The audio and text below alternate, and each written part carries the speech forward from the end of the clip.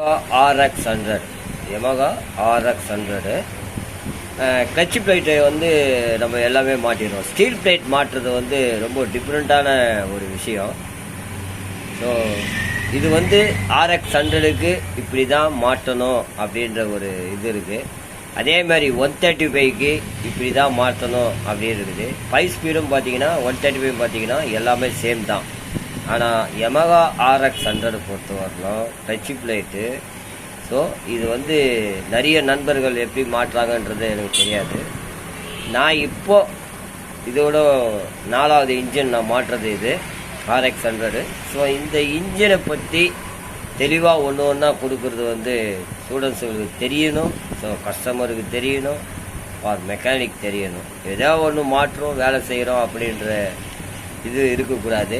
மெயினாக என்னென்னா Yamaha RX 100ல் இதில் ரொம்ப முக்கிய ஒரு விஷயம், பார்க்க வேண்டிய ஒரு தகவல், இந்த கிளட்சு நெட்டு நீங்கள் பெட்ரூம் சுற்றில கட்டக்கூடாது. அது ஒன்று. ரெண்டாவது, அதே மாதிரி இந்த பக்கம் இதுக்கு வாசர் இல்லை. ஸோ இதோடைய Yamaha FZ உடைய கிளட்ச் நெட் எடுத்து இதை நான் லாக் பண்ணியிருக்கேன். ஸோ அது ஒரு முக்கியமான ஒரு விஷயம். அதே மாதிரி இது ஒரிஜினல் நம்ம நெட்டு ப்ளஸ் வாசர் இது ரெண்டும் போட்டு டைட் பண்ணியாச்சு. ஸோ இதுதான் நம்ம கிளட்ச் பெல் பார்க்க வேண்டிய ஒரு முக்கிய ஒரு விஷயம். மெயினாக நம்ம பார்க்க வேண்டிய என்ன ஒரு விஷயம்னா, ஸோ நம்ம ஸ்டீல் பிளேட்டு கிளட்ச் பிளேட் மாற்றுறது எப்படின்ற ஒரு தகவலாக நம்ம பார்க்கலாம். Yamaha RX 100 கிளட்ச் மாற்றுறதை வந்து இப்படி சுற்றி விட்டால் கையில் ஃப்ரீயாக சுற்றணும். இந்த மாதிரி ஃப்ரீயாக சுற்றணும். ஃப்ரீயாக சுற்றலைன்னா கிளட்சு வந்து பர்ஃபார்மன்ஸ் இருக்காது. இதுதான் நம்ம பார்க்க வேண்டிய ஒரு விஷயம். இது மிஷினில் இந்த கன்னில் தான் டைட் பண்ணுறேன். டைட் பண்ணுறது எவ்வளோ ஃப்ரீயாக சுற்றி பாருங்கள். இதில் தான் வேலைப்பாடு நிறைய இருக்குது. ஏன்னா நிறைய பேர் இது உள்ள பேரிங் ஆல்ட்ரு பண்ணி வைக்கிறாங்க. அதாவது ஸோ ஒருத்தர் ஒரு டைப்பு. நம்ம வந்து அப்படி கிடையாது, சுற்றி விட்டால் போதும், அப்படியே அருமையாக இருக்கும். இதுதான் நம்ம செய்யக்கூடிய ஒரு விஷயம். இப்போ அடுத்தது கார்க் பிளேட்டு ஸ்டீல் பிளேட்டு மாற்றுறது எப்படின்றத நம்ம பார்ப்போம். இதுதான் மார்க்கு, இந்த புள்ளி. இப்போ இது ஒரு கார்க் பிளேட்.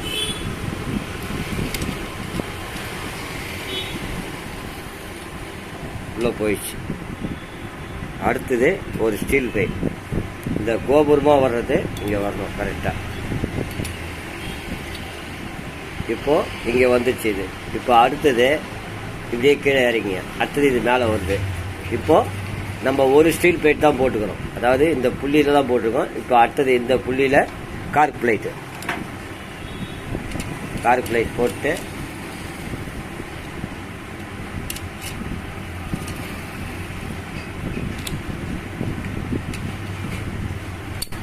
இப்போது கார்க் பிளேட் போட்டாச்சு. அடுத்தது ஒரு ஸ்டீல் பிளேட் இந்த புள்ளிக்கு நேராக செட் ஆயிடுச்சிங்களா. 1 2 போட்டாச்சு. இப்போ அடுத்தது மூணாவதுல கார்க் பிளேட்டு போடுறோம். கார்க் பிளேட் போட்டாச்சு.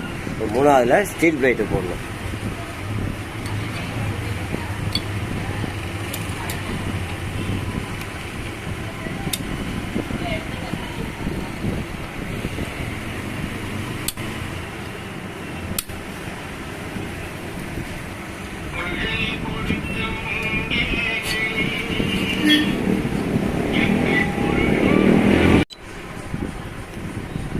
இது பார்த்தீங்கன்னா ஃபஸ்ட்டு, அதாவது 1 2 3, இப்போ இது 4வது.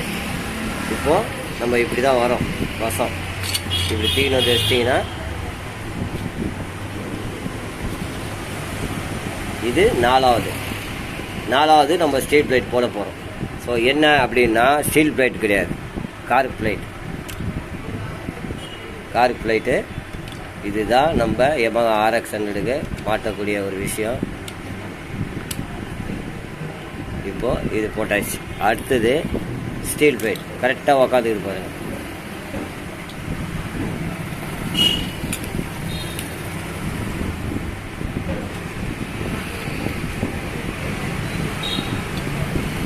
இதுதான். அடுத்தது ஒரு கார்க் பிளேட்டு, இது உள்ளே நல்லா உட்கார வைக்கணும். இப்போ பார்த்தீங்கன்னா நமக்கு கரெக்டாக 1 2 3 4 இதுதான் நம்ம ஸ்டீல் பிளேட் மாட்ட வேண்டிய கணக்கு. அடுத்தது ஒரு கார்க் பிளேட், இதுதான் Yamaha RX100க்கு வரக்கூடிய ஒரு விஷயம். அடுத்தது பார்த்தீங்கன்னா இது எங்கே கரெக்டாக மாட்டணும் அப்படின்னு சொன்னால், ஸோ இதுக்கு இந்த மார்க்கிங் இதில் கிடையாது. ஸோ நம்ம அதுக்கு தகுந்த மாதிரி கரெக்டாக உட்காரணும். உள்ளே போய் உட்காந்துச்சு பாருங்கள், இந்த ஸ்டெப்பு உள்ளே போய் உட்காரணும். இதை நீங்கள் மாற்றி நம்ம இப்படி திருப்பி போட்டோம்னா